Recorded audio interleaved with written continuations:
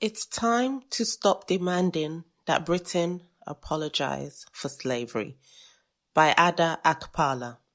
In 1999, Liverpool City Council formally apologised for the city's participation in the slave trade.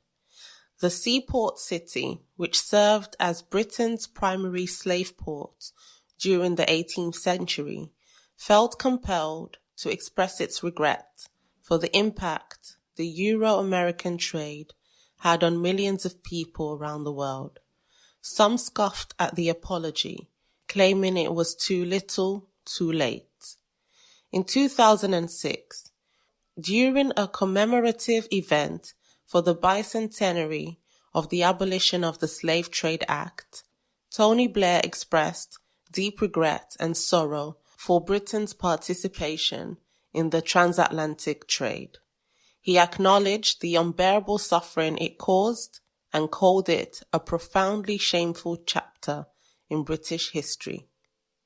In the same year, former Mayor of London, Ken Livingstone, apologised for London's role in human enslavement. Speaking at London's first annual Slavery Memorial Day ceremony, he choked up as he recounted the cruel abuses endured by slaves in Britain's Caribbean colonies. The Black Lives Matter protests that erupted in 2020 moved various British institutions such as the Bank of England and the Church of England to release statements acknowledging their past associations with the slave trade and pledging financial support to Black and minority ethnic communities. All of the above are usually regarded as inadequate or dismissed as not going far enough. The year 2023 sees a resurgence of calls for the United Kingdom to apologise again for its role in the historical institution of slavery. There were demands for the British monarchy to apologise for their involvement in the Middle Passages in the run-up to King Charles's coronation at Westminster Abbey. Some of the heirs of Britain's wealthiest slave owners have urged the government to both apologise and institute a programme of reparative justice.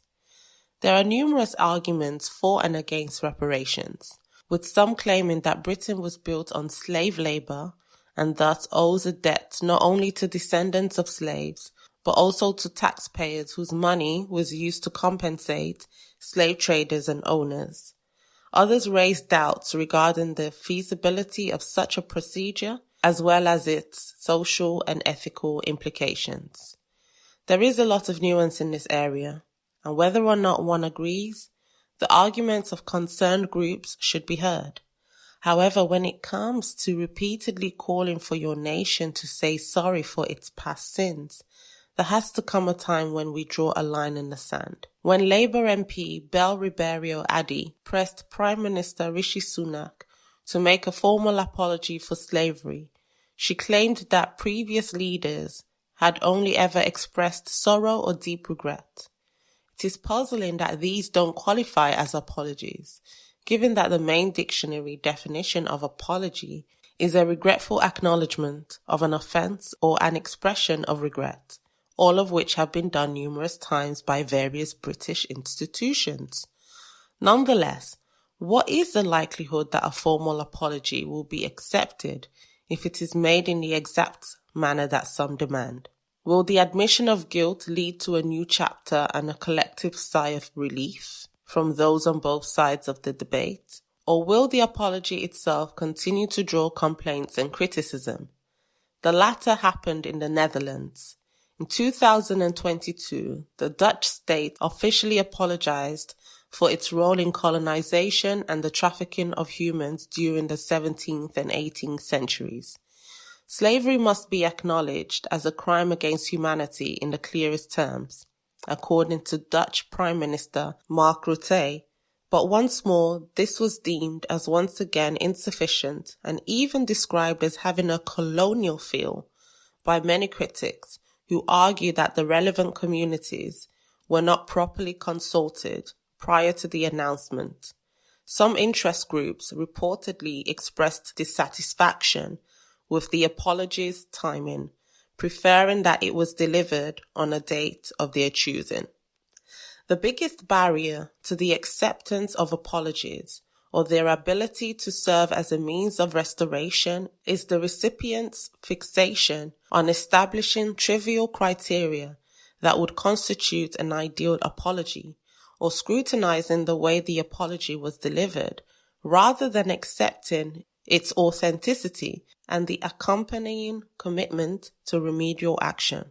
In modern society, victimhood has acquired considerable social value, and the fight against racism and white supremacy has become an economically viable endeavor for many. Therefore, it is highly unlikely that those who vociferously demand apologies and reconciliation on behalf of affected groups are willing to indeed move on from these historical incidents. And moving on does not, of course, imply forgetting or pretending that these atrocities never happened. But for some groups, the historic experience of racism still haunts the present, and there is a reluctance to acknowledge that the UK has become open and fairer. Staying in a single time period indefinitely is not a good idea, especially if it distorts our perception of the present, much like wearing a pair of glasses with a permanent tint.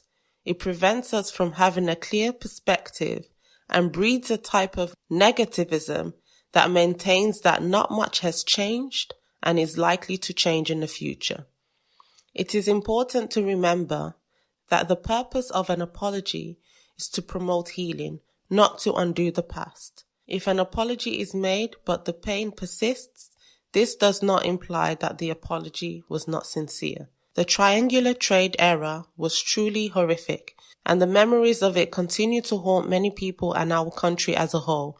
It isn't fair to ask people to simply move on and stop bringing up history. On the other hand, it is counterproductive to allow one's past to consume them and prevent them from moving forward. Despite the negative connotations the word forgiveness now carries, it is crucial if we are to move forward as a society and cooperate in good faith to find solutions to the many problems that continue to plague different sectors of the population.